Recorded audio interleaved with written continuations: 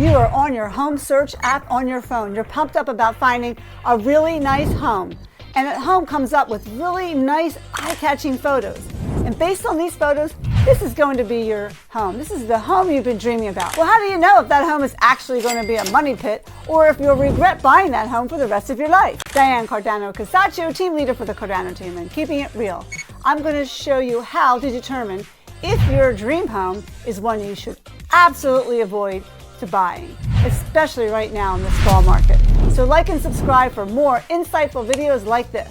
This is information you won't hear most realtors telling you. So if you want to get a good deal on a home, you need to know what's happening in the real estate market right now. Stuff that the mainstream media isn't saying.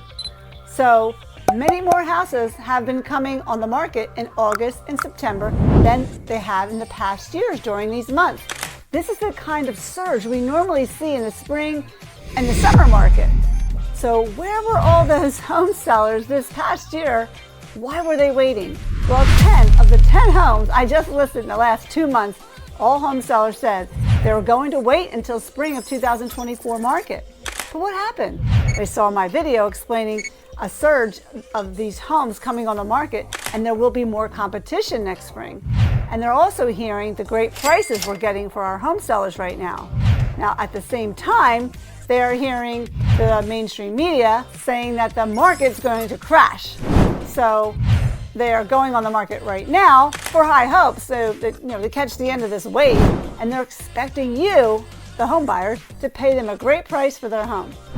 They're going to hold out for the best deal. It's going to be tough to compete against a buyer, especially, for example, who has been looking for a home for 2 years. They finally find this is the one, they overlook some things, and they pay whatever they have to pay to get into this home. That's what's happening right now in the fall market. Do you really want to compete with this kind of market? Is that something you want to do? People buying right now need to get into a home. They're paying exorbitant amounts of money on rent, or they're living with family and need to get out. They may pay more because it satisfies their need for this home, and the home is most likely their forever home, so that's kind of okay. But is it okay for you? Are you looking for the best deal, aren't you? Or just to buy a house? So the fall market may not be a great time for you to buy. Interest rates are expected to come down next spring, and there should be more homes coming on the market. The mortgage payment will be lower, and you'll have more homes to choose from. However, in any real estate market, any time of the year, there are homes you want to avoid to buy. So I'm going to go over those right now. First thing, you want to avoid seeing new listings. Yes, that's what I said. If you're just getting into this game, the home buying game, or you've been for a while, you need to avoid the brand new listings. It's like shiny objects. So you're on these apps and you see these new listings and you start trashing homes that have bad photos. And you only start looking at the homes with nice photos. Now, nice photos, all that really means is the realtor was a great marketer and they paid more money for nicer photos. That's it. It doesn't mean the house is worth more or that it's more valuable. Don't let nice, beautiful photos affect your judgment. Also, when you see that the days on the market, or DOM, is less than 10 days, the seller's negotiability is very low. They're going to wait for that great offer, but then after 10 days and no offer in this market, I would keep an eye on the listing. And when it goes to 30 days, you may see a price reduction. That's kind of the time to get the better deal. There could be some reasons why the home, though, didn't sell in that 30, 60, 90 days, whatever. Possibly the seller was not allowing showings all the time. And that's something your realtor can call a listing agent and find out, or you can call the listing agent to see what's happening and see if you can get a great deal on that house. Now, buying under market value, it protects you from market shifts or when it's time to refinance, or you'll be in a much better buying position, right? So avoid the shiny object. Try the 10-day rule. If you're going to be looking and to getting a good deal, and if you have to go look at a new listing, realize you will not have leverage. You're probably going to have to offer list price or a little more to get it, but that's just the name of the game. However, an exception to looking at new listings would be if a new listing has really bad photos. You should go check that one out, because for some reason the seller hired a realtor, maybe without any marketing expertise, or it's a brand new agent, and this is their first listing, or maybe they took photos with their iPhone 5. I have buyer clients who got really good deals just by looking at ugly, ugly photo houses, as other buyers are not going to look at them. You'll be the first in line. Next, I'm going to tell you to avoid homes on the market for a long time that have not changed their price other than maybe $5,000 here or there. The seller's not motivated. Maybe they can't sell at a lower number because they don't have the equity they need to move to their next destination.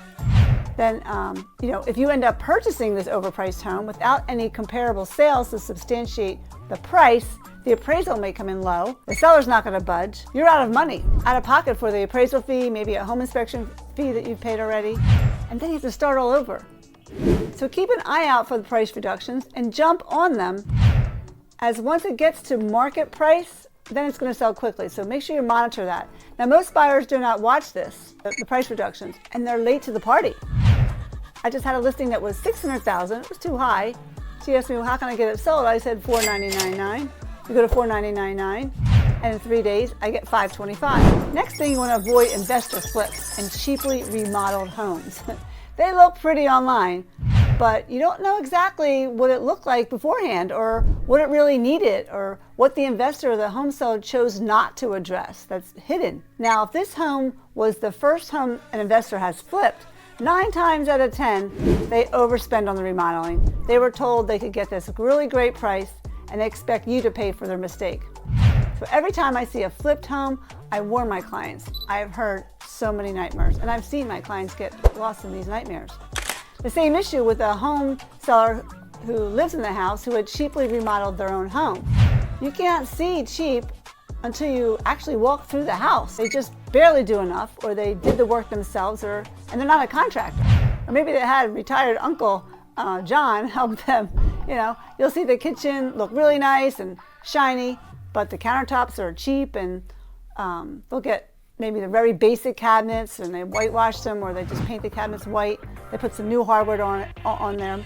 So it'll look nice in the photos, and these are these pretty photos that get you and other buyers into this house. Most of the time, they're after the quick buck. They're going to do the cheapest amount possible just to basically pull the rug on you. You will, get yourself into like a money trap. You move in, and major items of the home will need to be repaired and replaced sooner than later, and something you really didn't budget for or have the money to do. So watch out for those. And lastly, watch out for the over-remodeled homes. A home that you saw the seller spent a ton of money and wants a return on their investment and wants you to pay for it. They normally price the home too high, and it normally is the most expensive home in the neighborhood. You'll see in the remarks or the documents this whole list of all the upgrades and how much they paid. Oh, $40,000 for this and $20,000 for that. Well, so what? That doesn't mean the buyer should pay dollar for dollar. But buyers do, some do. Most buyers fall in love with these upgrades to only find out they've overpaid for their home. So if your goal is to get the house as cheap as possible to put you in a better position in the future, it just doesn't make sense to overpay for an overly remodeled home or a bad flip. So that's it for now. Let's see how this fall market plays out. I'm really anxious to see, and I'm just really looking forward to this fall market. So you can use this homes to avoid advice in any market. So best of luck out there finding your affordable house. If you happen to have any other tips or anything for any other people, please leave a comment below. I'm sure it'll help people out there make some good decisions. Make sure to like this video and subscribe. That way it gets promoted. And make a comment on what's real for you in your home buying journey. How's house affordability where you live? Diane Cardano, see you now in the next one.